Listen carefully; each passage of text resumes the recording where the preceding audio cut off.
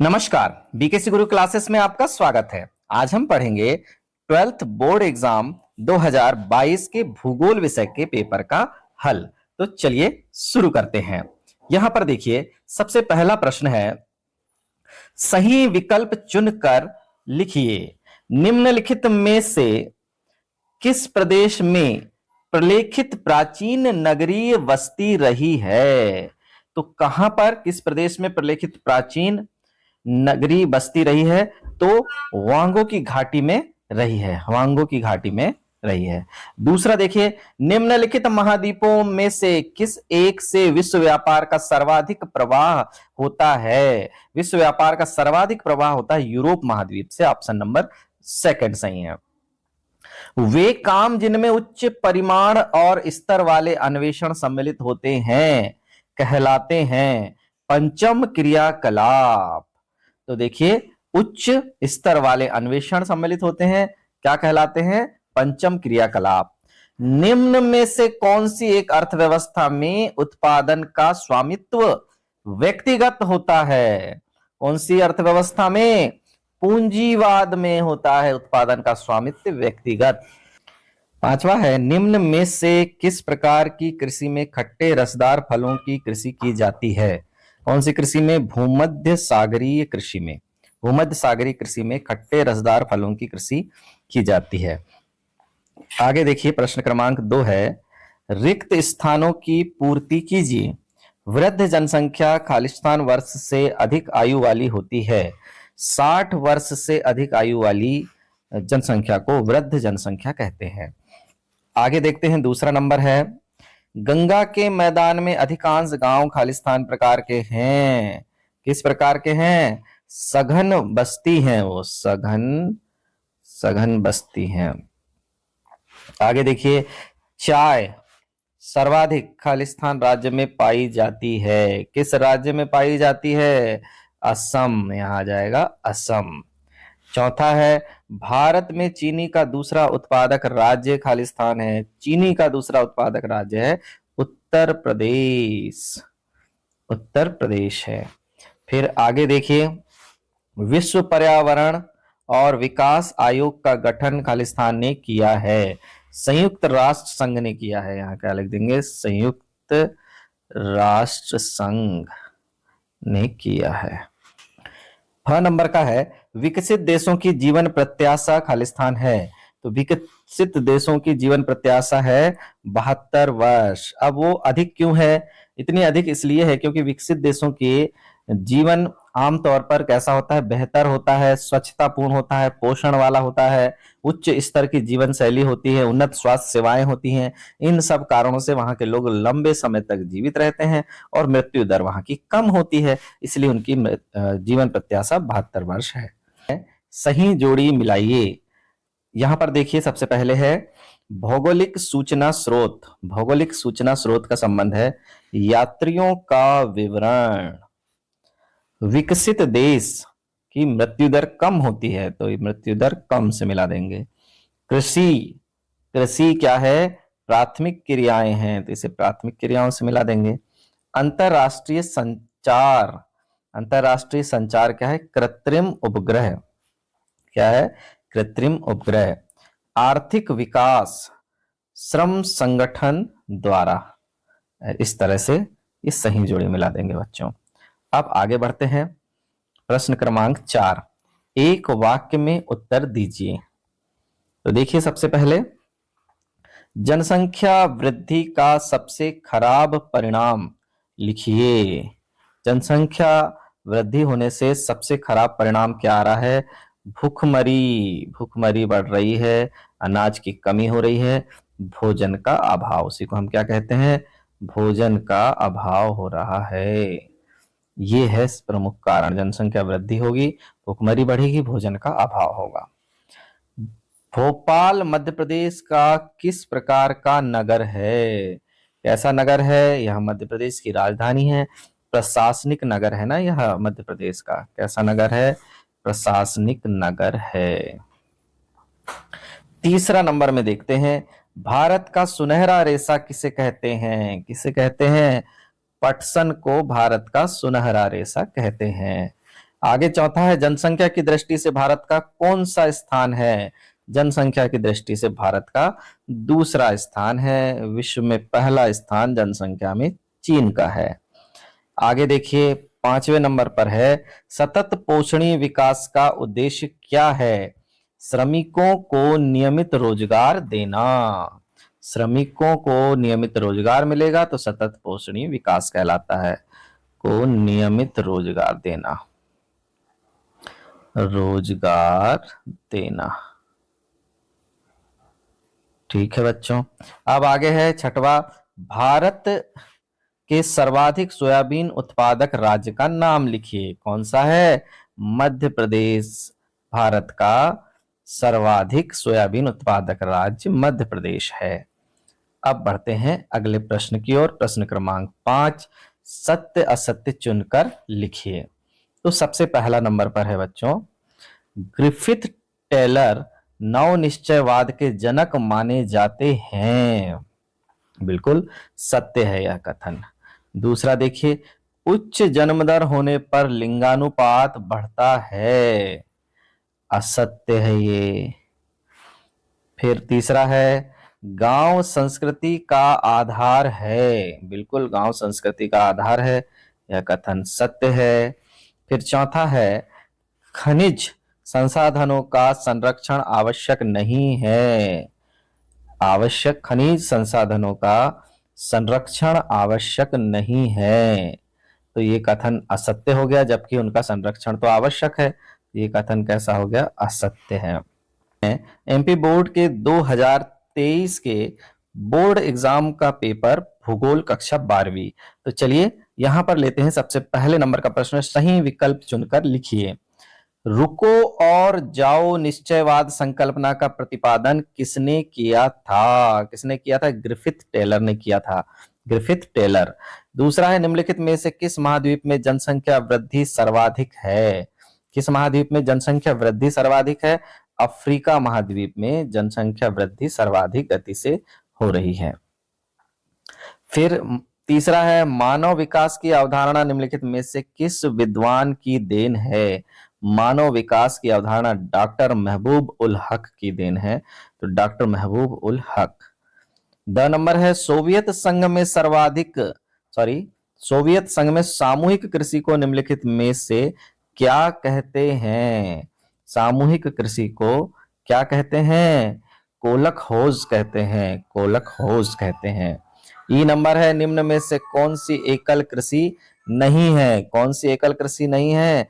मिश्रित कृषि। नाम से ही लग रहा है मिश्रित कृषि जो है वो एकल कृषि नहीं है। प्रश्न क्रमांक 2, रिक्त स्थानों की पूर्ति कीजिए। मानव भूगोल अस्थिर पृथ्वी और क्रियाशील मानव के मध्य परिवर्तनशील संबंधों का अध्ययन करता है। क्या आ जाएगा यहां? मानव। दूसरा देखिए, मानव विकास की अवधारणा खालिस्तान विद्वान की देन है। मानव विकास की अवधारणा खालिस्तान विद्वान की देन है। किसकी देन है? डॉक्टर महबूब उल हक की। तो लिख देंगे डॉक्टर महबूब उल हक की देन है।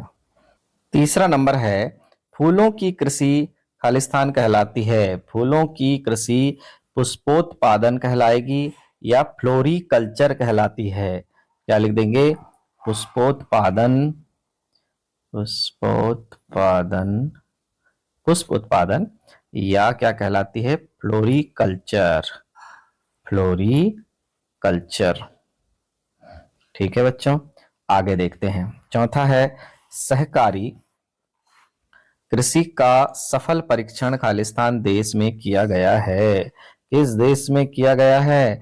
डेनमार्क में किया गया है। सहकारी कृषि का सफल परीक्षण डेनमार्क में किया गया है। आगे देखते हैं, भारत में विशालतम भाषाई समूह है। कौन सा भाषाई समूह विशालतम है? भारतीय आर्य। तो यहां पर आ जाएगा भारतीय आर्य विशालतम भाषाई समूह है। फिर सबसे बड़ा भाषाई समूह है। आगे सन 2011 के अनुसार भारत की जनसंख्या खालिस्तान करोड़ है, लगभग 121 करोड़ लगभग है। सही जोड़ी मिलाइए। भारत का जनसंख्या घनत्व 382 व्यक्ति प्रति वर्ग किलोमीटर, इसे मिला देंगे। खनन नगर के सामने क्या लिखना है? झरिया, खनन नगर है झरिया। सांस्कृतिक नगर वाराणसी, वाराणसी से मिला देंगे। कहवा, कहवा क्या है? एक रोपण कृषि है। और भारत की प्रथम संपूर्ण जनगणना कब हुई? 1881 में हुई। अब बढ़ते हैं चौथे प्रश्न की ओर। एक वाक्य में उत्तर लिखिए। प्रवास किसे कहते हैं? प्रवास किसे कहते हैं? जनसंख्या के स्थानांतरण को क्या कहते हैं? प्रवास कहते हैं। जनसंख्या के स्थानांतरण को क्या कहते हैं? प्रवास कहते हैं। दूसरा है, एशिया का जनसंख्या घनत्व कितना है? एशिया का जनसंख्या घनत्व है 146 व्यक्ति प्रति वर्ग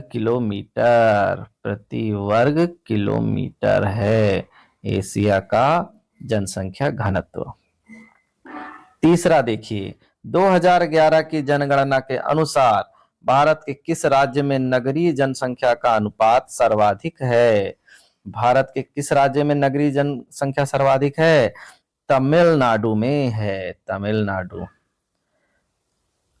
आगे चौथा देखिए, संयुक्त राज्य अमेरिका का प्रमुख लोहा इस्पात उद्योग कौन सा है? कौन सा है? पिट्सबर्ग है, यहां लिख देंगे पिट्सबर्ग। आगे, कोई दो प्रमुख रेशेदार फसलें कौन सी हैं? कोई भी दो लिख दीजिए आप। कपास, जूट आदि क्या है? ये रेशेदार फसलें हैं। आगे, वर्तमान प्रतिभूमि क्या है? वर्तमान प्रतिभूमि वह भूमि जो 1 वर्ष या इससे कम समय तक कृषि रहित रहती है। 1 वर्ष या इससे कम समय तक क्या रहती है? कृषि रहित रहती है। कृषि रहित यानी किसी कारणों से उसे प्रति रख दिया गया है ना। सत्य असत्य लिखिए। जल अचक्रीय संसाधन है। नहीं, जल तो एक चक्रीय संसाधन है, यह कथन हो गया असत्य। दूसरा है, अभ्रक को भूरा हीरा कहा जाता है। नहीं, लिग्नाइट को भूरा हीरा कहा जाता है, इसलिए यह कथन भी कैसा है? असत्य है। आगे है, मुंबई भारत का सबसे बड़ा प्राकृतिक पत्तन है। सत्य है। चौथा, कोलकाता बंदरगाह कृष्णा नदी पर अवस्थित है। नहीं, यह तो हुगली नदी पर अवस्थित है, तो ये कैसे हो जाएगा कि भैया कोलकाता बंदरगाह हुगली नदी पर स्थित है, कृष्णा पर नहीं। यह कथन हो गया असत्य। फिर है, सूखा संभावित क्षेत्र विकास कार्यक्रम की शुरुआत 6वीं पंचवर्षीय योजना में हुई। 6वीं पंचवर्षीय योजना में नहीं हुई, यह 4थी पंचवर्षीय योजना 1969 से 1974 में हुई थी, तो यह भी असत्य है। फिर है, गन्ना खाद्यान्न फसल है। गन्ना जो है वो खाद्यान्न फसल नहीं है, वह नगदी फसल है, तो यह कथन भी कैसा है? असत्य है। अब समझते हैं भूगोल 2024 के पेपर का हल। पहला प्रश्न है, सही विकल्प चुनकर लिखिए। सही विकल्प चुनकर लिखिए। निम्न में से कौन सा एक लोगों और पर्यावरण के बीच अन्योन्य क्रिया का सर्वाधिक महत्वपूर्ण कारक है? प्रौद्योगिकी, ऑप्शन अ सही है। दूसरा देखिए, निम्न में से कौन सी कृषि के प्रकार का विकास यूरोपीय औपनिवेशिक समूहों द्वारा किया गया है? कौन सी? रोपण कृषि, ऑप्शन स सही है। किस देश में रेल मार्गों के जाल का सघनतम घनत्व पाया जाता है? संयुक्त राज्य अमेरिका। चौथा है, आधुनिक भारत में कितनी भाषाएं अनुसूचित हैं? 22 भाषाएं अनुसूचित हैं। पांचवा है, प्रशासनिक नगर है। नई दिल्ली क्या है? प्रशासनिक नगर है भारत का। भारत में सर्वाधिक जूट का उत्पादन किस राज्य में होता है? पश्चिम बंगाल में होता है, ऑप्शन ब सही है। प्रश्न नंबर 2, रिक्त स्थानों की पूर्ति कीजिए। 1970 के दशक में मानवतावादी, आमूलवादी और व्यवहारवादी विचारधाराओं का उदय हुआ? कौन सी वादी? व्यवहारवादी। व्यवहारवादी विचारधाराओं का उदय हुआ। दूसरा है, चैनल टनल पेरिस को खालिस्तान से जोड़ता है, लंदन से जोड़ता है? चैनल टनल पेरिस को लंदन से जोड़ता है। तीसरा है, 2011 की जनगणना के अनुसार भारत में सबसे कम जनसंख्या घनत्व किस राज्य का है? अरुणाचल प्रदेश। अरुणाचल प्रदेश का है सबसे कम जनसंख्या घनत्व, यानी प्रति वर्ग किलोमीटर में रहने वाले व्यक्तियों की संख्या अरुणाचल प्रदेश में सबसे कम है। फिर आगे देखिए, नैनीताल भारत का एक खालिस्तान नगर है, पर्यटन नगर है, ये हो जाएगा पर्यटन नगर है। फिर अगला देखिए, भारत की प्रमुख पेय फसलें कॉफी एवं चाय हैं, कॉफी एवं चाय हैं। फिर अगला है, भरमौर जनजातीय क्षेत्र में खालिस्तान जनजाति समुदाय का आवास है। कौन सी जनजाति समुदाय का आवास है? गद्दी, यहां आ जाएगा गद्दी। प्रश्न क्रमांक 3, सत्य असत्य चुनकर लिखिए। विश्व की 90% जनसंख्या स्थल भाग के 10% में निवास करती है। इतने घने घने शहर हैं विश्व में कि 90% जनसंख्या केवल 10% इस स्थल भाग में ही निवास करती है। बिल्कुल सत्य है यह कथन। आगे देखिए, आखेट मानव का प्राचीनतम क्रियाकलाप है। आखेट मानव का प्राचीनतम क्रियाकलाप है। आखेट खेलते थे ना, मतलब शिकार करना, तो ये सत्य है। तीसरा है, पनामा नहर पूर्व में अटलांटिक महासागर को पश्चिम में प्रशांत महासागर से नहीं जोड़ती है। जोड़ती है भाई, तो यह कथन हो गया असत्य। फिर चौथा देखिए, भारत की प्रमुख खाद्यान्न फसल चावल है। बिल्कुल है, सर्वाधिक खाद्यान्न फसल जो है चावल है। फिर यहां पर भारत में परमाणु ऊर्जा आयोग की स्थापना 1948 में की गई थी। सत्य है। छठवा देखिए, भारत के पास द्वीपों सहित लगभग 7,517 किलोमीटर लंबा व्यापार समुद्री तट है। यह कथन भी सत्य है। आते हैं प्रश्न क्रमांक 4 पर। सही जोड़ी बनाकर लिखिए। तो देखिए, सर्वाधिक कपास का उत्पादन महाराष्ट्र में होता है। महाराष्ट्र को जोड़ देंगे। सर्वाधिक ग्रामीण जनसंख्या किस राज्य में है? बिहार में है, बिहार से जोड़ देंगे। तीसरा है, भारत में न्यूनतम भाषाई समूह चीनी तिब्बती समूह है ना।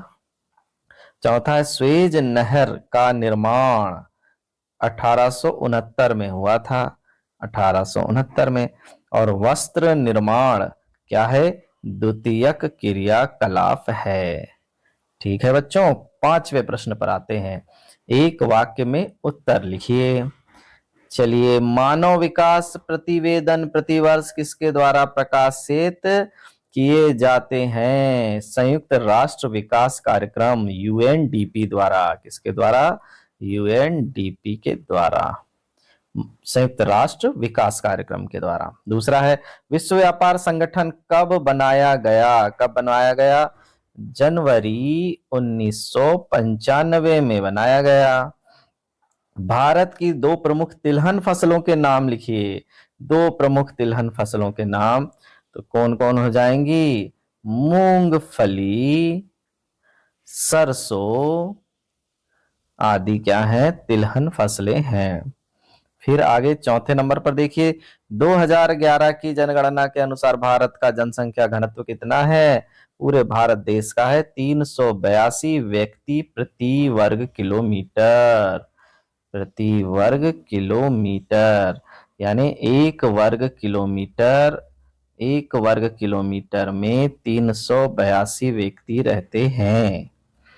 फिर भारतीय रेल प्रणाली को कितने मंडलों में विभाजित किया गया है? 16 रेल जोन में विभाजित किया गया है, 16 मंडलों में विभाजित किया गया है। तो बच्चों, 2022, 23, 24 के पेपर से वस्तुनिष्ठ प्रश्नों का हल यहाँ पर समाप्त होता है। धन्यवाद।